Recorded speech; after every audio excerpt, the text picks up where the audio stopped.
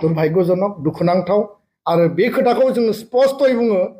एबसुआ बेबायदि गाज्रि इनस्टिगेट खालामनायनि जुदि 1% जुदि एभिडेन्स दङब्ला 1% जुदि बेबायदि तथ्य दङब्ला जोंनो हो आङो बेखौ प्रत्याबान खालामदों चेलेन्ज खालामदों दुलाराय बर' फरायसा आफादनिफ्राय आं रिजाइन लागोन आरो बे घटनाखौ जुदि जोङो खालामदोंब्ला जोंनि मायबा तथ्य दङब्ला जेलाव थांनो थाखाय रेडि जों एबसुनि मावथि बिबानगिरिफ्रा एबसु माने इउपिपिएल माने एबसु बे खोथाफोरा दिनैनि तारिखआव फैनोनो नाङा इसु भित्तिक मालाबा एबसुआ इउपिपिएलखौ मदद खालामदों बिनि मिनिङा बे नङा जे इउपिपिएल माने एबसु माने इउपिपिएल एबसुआ जाबाय जातीय संगठन एबसुआ जाबाय फरायसा आफाद इउपिपिएलआ राजनीतिक दल बिसोरनि प्रिन्सिपाल आइडियोलजि दङ बिसोरहा संबिधान दङ राजनीतिक दल हिसाबै बिथांमोना सोलियो बेखौ सरजाबनायनि खुनु खोथायानो गैया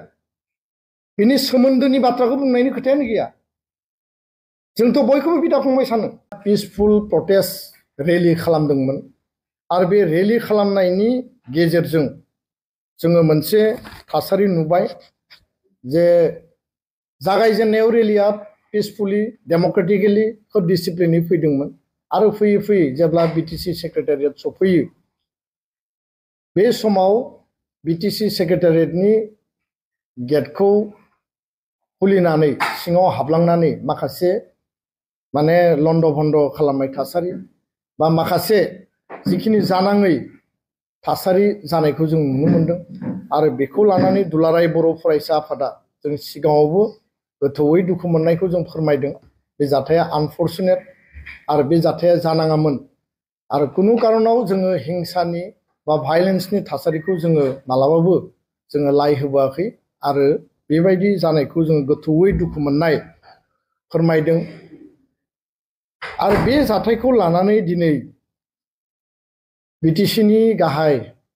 बिथाङा दुलाराय बर' फरायसा आफादखौ थोंजोङै आसि थुनानै बेयाव दुलाराय बर' फरायसा आफादनि थोंजोङै लोब्बा दङ होननानै जोङो बुंनाय नुनो मोनदों खोथाया जाहैबाय स्पष्ट जे हारिनि खैफोदनि समाव हारिनि अलखदनि समाव ग्रुप अफ मिनिस्टारनि रिपर्टआ मा जागोन आरो रिपर्ट फैखांनायनि उनाव दिनै जोङो मा नुखो बेखौ लानानै गोबां स्तराव नट अनलि क'क्राझार धेमाजि लखिमपुर दुधनৈ उदालगुरि बाक्सा चिरां गोबां जायगायाव तामुलपुर बा सिसिट'वा हिसाबै 10 नभेम्बराव जोङो सनापुराव 1 लाख मानसिनि गेदारिं खालामनानै जोंनि प्रटेस्ट जोंनि 14टा जनजातिनि अस्तित्वनि जि मोनसे रैखाथिनि थाखाय जि जोंनि खोथा जों बेखौ लाखिदों मोनद' हारिया गासैबो बिथिंजों जौगानाय गासैबो बिथिंजों बिसोरनि सुबुं अनजिमाया बारा 2 कौटि मानसिखौ 45 लाखनि सायाव जुदि दाजाबनानै होयोबा जाबसिननानै होयोबा जोंनि अस्तित्वआ मा जागोन बे खोथाखौ लानानै जों बयबो गोसोआव गिखांनाय सानखांनाय गासैबो बिथिंजों बे थासारिया सोलिगासिनो दङ दा दुलाराय बर' फरायसा आफादा मिरु हिसाबै जिल्ला आन्चलिक इउनिटजों हाबाफारि लायो आरो बे हाबाफारिया 27 तारिखआव स्ट्रिमलाइनहै माने टर्च रेलि माने बनजार लानानै रेलि खालामनाय आरो प्रतिबाद खालामनायनि हाबाफारिया स्ट्रंलि जालांबाय आरो सरकारा बेखौ लानानैबो एटेनसनाव गोलैदों राभा फरायसा आफादा खालामदों टिएमपिकेआ खालामदों गुबुन गुबुन जायगायाव खालामदों दा फैयै फैयै 29 तारिखआव जि जाथाय जाबाय बे जाथायाव जोंनि क'क्राझाराव थानाय गोबां माने कलेजनि आरो क'क्राझार इउनिभार्सिटि बड'लेण्ड इउनिभार्सिटि गुबुन गुबुन कलेज गासैबो फरायसा फरायसुलिया स्पन्टेनियासलि बेयाव ओंखारलांदों आरो बिथांमोना 25 तारिखनिफ्रायनो आन्दलन खालामदों साइन्स कलेजआ खालामदों बड'लेण्ड इउनिभार्सिटिया खालामदों क'क्राझार इउनिभार्सिटिया खालामदों गुबुन गुबुन कलेजआ हाबाफारिखौ लाबाय थादों गावबा गावनि माने प्रटेस्ट आरो फरायसा फरायसुलिनियाव गिखांनाय आरो सानखांनाय दङ जे जोंनि भबिष्यतआ मा जागोन जोंनि एडमिशन जोंनि रिक्रुटमेन्ट दा अल इन्डिया लेभेलावथ' दिनै जों जिखौ बुजिबाय एसटिआ मोनसेयानो पाके प्रकारेबाबो मोनद' हारिखौ एसटिनि शेड्युल ट्राइबनि पेकेजावनो सोनानै दोनबाय आसामावसो मोनथाम भाग खालामदों अल इन्डियायाव जों मोनसे मिनाया दिनै अल इन्डियानि इउपिएससि आइएस आइपिएसखौ कब्जा खालामो railway banking staff selection commission दिनै जुदि एम्सआव आइआइटिआव बा एनआइटिआव बा नोङो जुदि आइआइएमआव एडमिसन लानांगौबा जों गासैबो बिथिंजों जों धुलिसात जालांगोन गासिबो बिथिंजों जोंनि रावबो फरायसा फरायसुलिया बेयाव जागाखौ मोननाय नङा खारन सेन्ट्रेल इउनिभार्सिटिनिफ्राय जागायनानै कम्पिटिटिभ एग्जामाव मिनानि उनावनो दिनै टाया हमा फैगोन जोंहा टाया हमजों गाज्रि मोननो गोनां खोथा गैया किन्तु खोथाया जाहैबाय जे बिसोरो गासिबो बिथिंजों एडभान्स बिथांमोननि लिडारफ्रा बुंदों जे जोंनो इडुकेसननि रिजार्भेसन नाङा साख्रि बाख्रिनि रिजार्भेसन नाङा किन्तु एसटि माने गासिबो कटाखौ बिसोरो एन्जय खालायगोन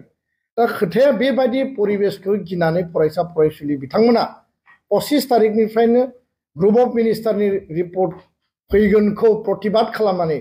माने दाखिल खालामनायनि सिगांनो प्रतिबाद खालामनानै गावबा गाव इनस्टिट्यूशनाव धरना होदों प्रटेस्ट खालामदों पिसफुलि किन्तु बे खालि बिथांमोना जयेन्टलि हाबाफारि लादोंमोन आरो बे हाबाफारि लानायाव बे दुखुनांथाव जाथाया जानानै थांबाय जोंखौ दिनै दाय होनाय नुदों बिटिसिनि चिफ बिथाङा जोंखौ दाय होदों जे बे घटनायाव एबसुआ जड़ित दङ एबसुनि थाखायनो जादों दुलाराय बर' फरायसा आफादा स्पष्ट बुङो दुलाराय बर' फरायसा आफादनि मिरुनि बे हाबाफारिया लानाय हाबाफारि नङामोन किन्तु एबसुआ गावनि लेभेलाव आन्दोलनखौ खालायबाय थादों नाथाय फरायसा फरायसुलिनि जि इमोशन आरो जि सेन्टिमेन्ट जोंनि कलेज इउनिभार्सिटियाव एबसुनि इउनिट कमिटि दङ आरो कलेज इउनियन बडि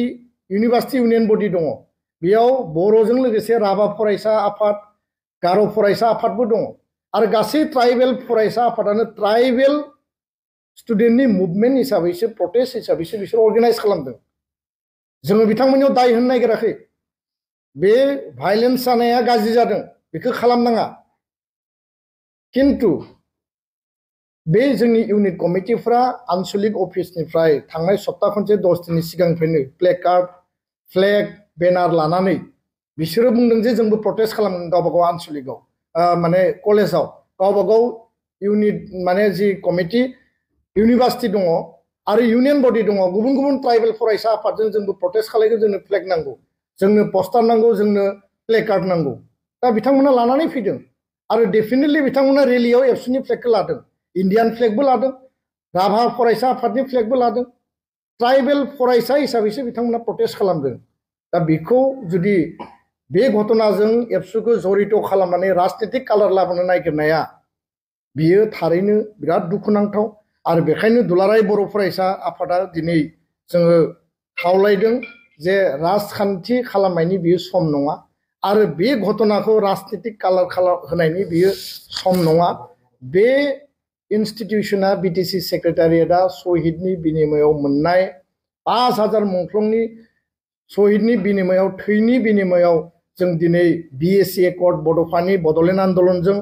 जोङो बिएसि एकर्ड मोनबाय बिएलटि आन्दलनजों बिटिसि एकर्ड मोनबाय एनडिबि आन्दलन एबसु आन्दलनजों बड' एकर्ड बिटिआर एकर्डजों मोनबाय आरो बे जोंनि संग्रामनि अस्तित्वनि संग्रामजों लुजानाय बानायजानाय मोनसे अनुस्थान आरो बिनि गेजेरजों बर' हारिनि अस्तित्वनि खोथाया बे बिटिसि सेक्रेटारियेटनि गेजेरजों सावरायजानांगौ आरो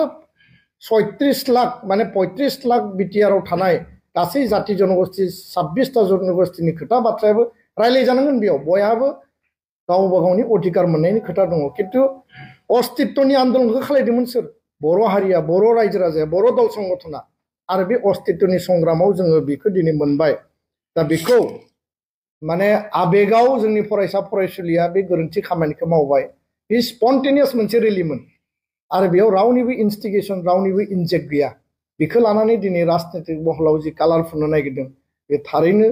दुर्भाग्यजनक दुखुनांथाव आरो बे खोथाखौ जोङो स्पष्टयै बुङो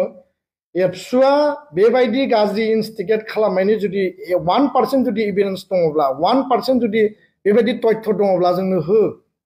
आङो बेखौ प्रत्याबान खालामदों चेलेन्ज खालामदों दुलाराय बर' फरायसा आफादनिफ्राय आं रिजाइन लागोन आरो बे घटनाखौ जुदि जोङो खालामदोंब्ला जोंनि मायबा तथ्य दङब्ला जेलाव थांनो थाखाय रेडि जों एबसुनि मावथि बिबानगिरिफ्रा बेबायदि समाव राजखान्थि खालामनायनि थासारि खालामनाङामोन बे जोंनि थाखाय दुखुनांथाव बरन्स जोङो हाग्रामा महिलारि बिथांखौ थांनाय समाव जोङो खौसेथिनि थाखायसो खावलायबोदों खौसेथिनि थाखायसो जों रायलायबोदों आरो 2005 सनाव बिटिसि एकर्डनि उनाव मदद खालामनाय नंगौ माखासे समाव इसु भित्तिक इउपिपिएल दलखौ मदद खालामदों आरो 2005 सनावबो हाग्रामा महिलारिखौ जों मदद खालामदों दा एबसु माने इउपिपिएल माने एबसु बे खोथाफोरा दिनैनि तारिखाव फैनोनो नाङा इसु भित्तिक मालाबा एबसुआ इउपिपिएलखौ मदद खालामदों बिनि मिनिङा बे नङा जे इउपिपिएल माने एबसु माने इउपिपिएल एबसुआ जाबाय जातीय संगठन एबसुआ जाबाय फरायसा आफाद इउपिपिएलआ राजनीतिक दल बिसोरनि प्रिन्सिपाल आइडियोलजि दङ बिसोरहा संबिधान दङ राजनीतिक दल हिसाबै बिथांमोना सोलियो बेखौ सरजाबनायनि खुनु खोथायानो गैया बिनि सोमोन्दोनि बाथ्राखौ बुंनायनि खोथायानो गैया जोंथ' बयखौबो बिदा फंबाय सानो हाग्रामा महिलारियानो जा रबिराम नार्जारियानो जा प्रमद बर'आनो जा इउजि ब्रह्मआनो जा दा दला आलादा आलादा बिथांमोना दल खालामदों राजखान्थि खालामदों एबसुखौ मानो गेजेराव लाबोयो आं बुंदों जे इसु भित्तिक जों मदद होदोंमोन खिन्थु दिनै जों रावजोंबो गैया जोङो इन्डिपेन्डेन्टलि दुलाराय बर' फरायसा आफादा जातिनि सार्थ अस्तित्वनि थाखाय जों खामानि मावदों दा बेखायनो बे खोथाफोरखौ ब्लेम गेम खालामनानै दिनै जोंनि गेजेराव गावस्रा गावस्रि लाबोनाय खौसेथिखौ माने उद्देश्यआ मामोन जे 6 जनगोष्ठी जनजातिकरण खिन्थु दिनै उद्देश्यखौ रायजोफोरनो खिन्थानानै होदों जे एबसु माने इउपिपिएल माने एबसु बिराद जथेस्थ' बियो दुखुनांथाव आरो थांनाय दिल्लीनि हाबाफारिनि गेजेरजों दुलाराय बर' फरायसा आफादा जों घोषणासो खालामदोंमोन जे जों गोख्रैनो दिल्लीनिफ्राय थांनानै हाग्रामा महिलारि बिथांखौ जों लोगो हमगोन लोगो हमनायनि कारना जाबाय बर' एकर्ड इमप्लिमेन्टेसन जानांगौ बर'फोरनि अस्तित्वनि जि मोनसे जोंनि मोनथायनि जि अधिकारनि जि खोथाफोर दङ बेखौ लानानै जों गुवार गोथौयै बिथाङा जिहेतु काउन्सिलनि मुरब्बी जाबाय गोदानै सरकार दाबाय आरो काउन्सिलनि मुरब्बी हिसाबै जोंहा रायलायनाया जोंनि डिउटि आरो रेसपन्सिबिलिटि आरो इभेन 29 तारिखाव जि घटनाया जाबाय बे जानाय सानखालि बिनि सिगां बरमानि आन्चलिक अफिसाव 25टा बर'नि माहारियारि आफाद गौथुम धोरोमारि आफाद गौथुम बयखौबो लानानै एबसुआ गोथौयै गुवारै 6 कमिउनिटिनि एसटि होनायनि सायावसो जोङो गुवार गोथौयै सावरायबाय थादोंमोन आरो बे सावरायनायाव रिजलिउसनानि 1 नम्बरानो दङमोन 25टा जातीय आफाद धोरोमारि आफादा हाग्रामा महिलारि बिथांजों गोख्रैनो सावरायगोन एमपि बिथांमोनजोंबो सावरायगोन मन्त्रिजोंबो सावरायगोन एमएलए आरो स्पिकार बिथांमोनजों सावरायगोन सरकारजों रुलिंजों अपोजिशनजों जाय जेराव थाया मानो हारिनि खैफोद बा अलखदाव जों खौसे सावरायनानै बेखौ जों बोरै गाबथानो बे सावरायनायनिसो डिसिसन लादोंमोन बिथांखौ लोगो हमनो गोनांमोन खिन्थु बिथाङा दिनै जोंखौ आसि थुनानै दाय होनानै कालार फुननानै जेरैबायदि जोंखौ सावरायनो लामा पेसेज बानायनायखौ बन्द खालामना होनाय बायदि जेरै खालामबाय बे जोङो बिराद दुखु मोनदों आरो जों दिनैबो राजि बिथांजों सावरायनो थाखाय दिनैबो जों एग्रि बिथांजों सावरायनो थाखाय खारन अस्तित्वनि बे संकटआव जोङो बिथांजों सावरायनांगोन आरो बिथाङा बुंदों जे एबसुआ गोजौआव थांनानै सोरजों रायलायनानै मा बुजाबुजि जादों बेखौ आं मिथियो जोङो रावजोंबो जेबो बुजाबुजि जायाखै बुजाबुजि जानायनि खोथा गैया